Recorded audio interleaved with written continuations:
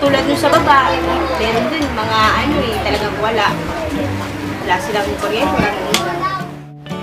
Lagi nakakulong yung pinto dahil hindi pa pwedeng lagi nakabukas yung pinto dahil ang lilit ng mga bata. So, ano mangyari? Napakadilim.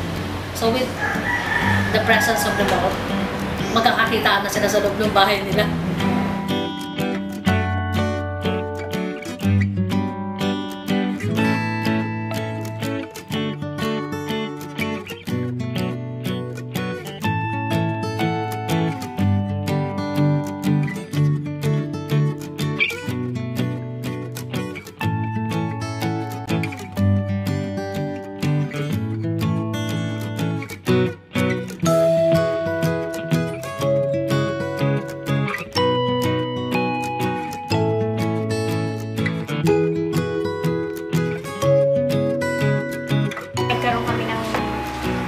Liwanag na di mo na kailangan isa sa kuryente.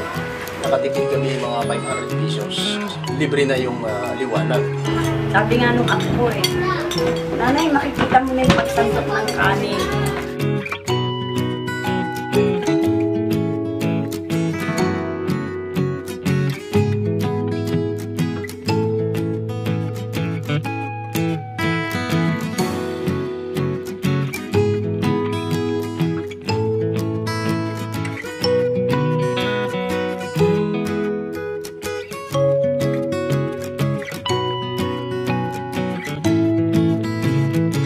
The Liter of Light project in the Philippines is a wonderful example of how something that is very, very simple and very cheap can make a huge, huge impact on the quality of life. And I really hope that they get to scale to millions and millions and millions because they are doing a wonderful job.